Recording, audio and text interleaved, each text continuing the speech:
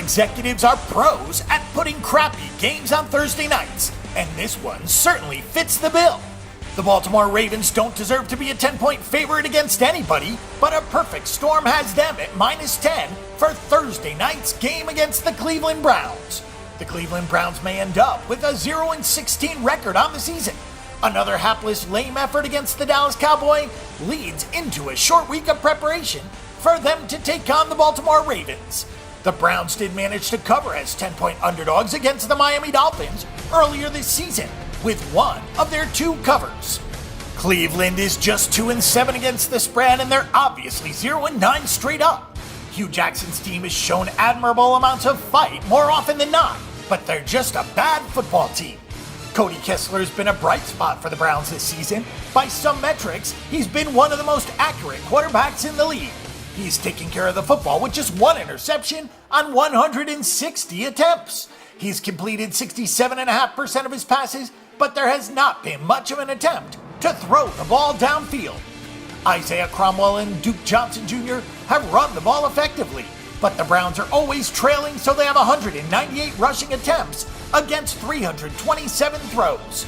Cromwell has averaged 4.7 yards a pop, and Johnson has 5.1, but he only has 47 carries. As a team, the Browns only have 11.5 yards per reception, but they did get deep threat Corey Coleman back for last Sunday's game.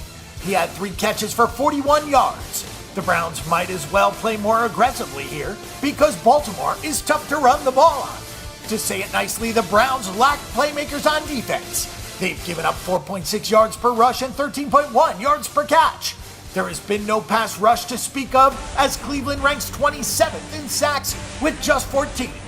Opposing quarterbacks have completed 64.4% of their passing attempts, which is about average in the league. But an inability to tackle and a lack of coverage at the second level has opened up big plays. The Browns have nobody capable of covering tight ends or slot receivers, and it shows week after week. The Browns only have 8 takeaways and 6 interceptions this season. The Baltimore Ravens snapped a 4-game losing streak with a win over the Pittsburgh Steelers last time out. The Ravens are now 4-4 straight up and 3-4-1 against the spread. That was their first win of any kind against the spread or otherwise since September. The Baltimore Ravens are not a very good football team either. It's week 10, and Joe Flacco is still throwing more interceptions than touchdown passes. Flacco is dealing with a shoulder injury for a while, so he's only been able to throw underneath. And the 95-yard catch and run from Mike Wallace skewed his week 10 stats. The Ravens have only rushed for 3.5 yards per carry. Terrence West gets a crack at the team that drafted him as the feature back for the Ravens. He's rushed for 4 yards per carry. Expect a big day for Dennis Pitta, since the Browns cannot cover any tight ends. That might also mean targets and receptions for Steve Smith Sr., who came back last week against Pittsburgh. The Ravens are 27th in total yards and have scored 14 fewer points than the Browns. Baltimore's defense has been pretty stout this season. They've only allowed 3.4 yards per carry, and that includes an 85-yard run earlier this season. Take away that one long scamper, and they've allowed just 524 yards on the other 180 carries. It seems unlikely that the Browns will find a whole lot of running room in this game. The Ravens have also held opponents in check with just 10.5 yards per catch this season. That's a top 5 mark in the NFL. The Ravens are also in the top 10 in takeaways with 14. Things like that can help subpar offenses get by, and Baltimore's been able to get by with its defense so far this season. The Baltimore Ravens are not worthy of being a 10-point favorite against any team in the NFL. The Browns are terrible, but the Ravens aren't a whole lot better when you consider that the Browns are better offensively and the Ravens are better defensively.